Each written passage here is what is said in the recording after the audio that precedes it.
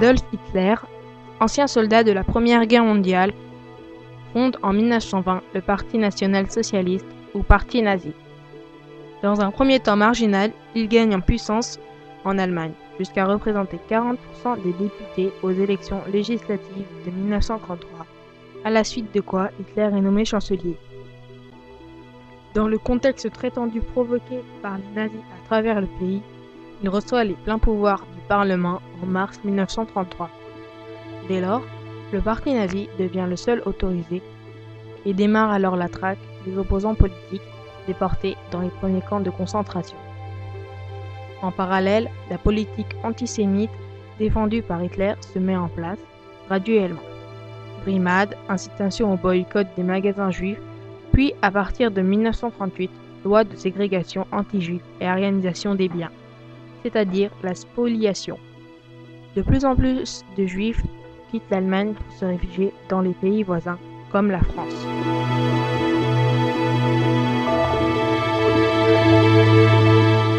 Poursuivant sa politique d'agression envers les pays voisins, Hitler lance ses troupes à l'assaut de la Pologne le 1er septembre 1939.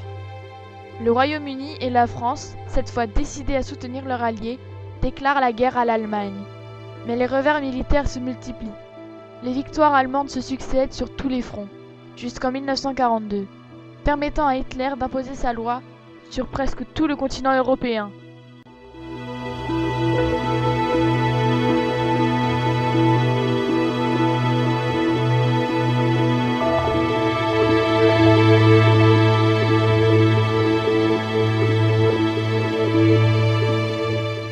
Après la défaite, la France est occupée militairement.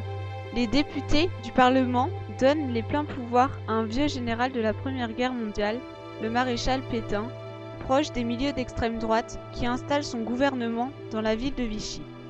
Il y exercera son pouvoir de chef de l'État français jusqu'en août 1944.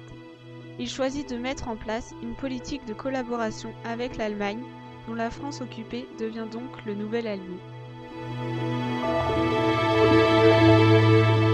En France occupée, les premières mesures anti-juives sont décidées à l'initiative du gouvernement de Vichy en octobre 1940. Ces lois consistent à priver les juifs français de certains droits, par exemple en leur interdisant d'exercer certaines professions, fonctionnaires, journalistes ou encore dirigeants d'entreprises. Ils sont exclus de certains lieux publics et doivent porter en permanence l'étoile jaune. La loi prévoit d'envoyer directement dans des camps les juifs étrangers, souvent réfugiés qui avaient fui l'Allemagne.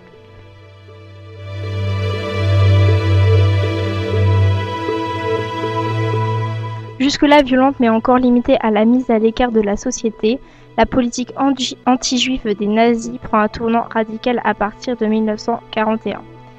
Les dirigeants allemands décident de mettre en œuvre la solution finale au problème juif. La déportation est ordonnée pour tous les juifs de l'Europe occupée dans des conditions atroces. On rassemble les gens dans des wagons à bestiaux où ils restent des jours sans sortir. Beaucoup meurent sur le trajet. Puis ils sont débarqués dans des camps spéciaux, le plus souvent en Pologne, pour y être exterminés directement ou tenter de survivre dans des conditions inhumaines. Ces camps d'extermination étaient au nombre de 6, tous situés sur le territoire polonais de 1939, qui devint ensuite territoire du Reich allemand. Auschwitz-Birkenau, Belzec, Chlemno, Majdanek, Sobibor et Treblinka. L'historien Roll Hilbert préfère quant à lui utiliser l'expression « centre de mise à mort » qui selon lui retranscrit davantage la réalité de ce que n'étaient ces lieux. En effet, en dehors d'Auschwitz-Birkenau et de Majdanek, qui furent des camps mixtes, c'est-à-dire qui enfermaient également des prisonniers dans le but d'exploiter leur main-d'œuvre. Les 4 autres, Belzec, Chelmno, Sobibor et Treblinka, ne furent que des lieux dans lesquels furent installées chambres à gaz ou camions à gaz. Ils ne recevaient pas de prisonniers, si ce n'était que quelques dizaines chargés d'exécuter le travail sur les morts, ramassage et tri de vêtements, nettoyage des chambres à gaz, crémation, etc.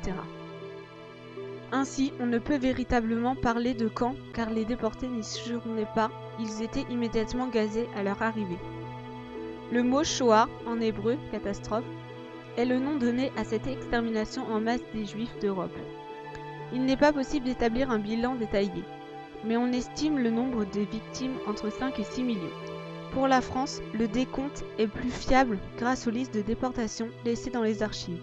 Ainsi, ce sont près de 76 000 juifs de France qui ont été exterminés en déportation, auxquels il faut ajouter les juifs morts pour fait de résistance sur le sol national, abattus comme otages ou encore morts dans des camps d'internement français, soit près de 80 000.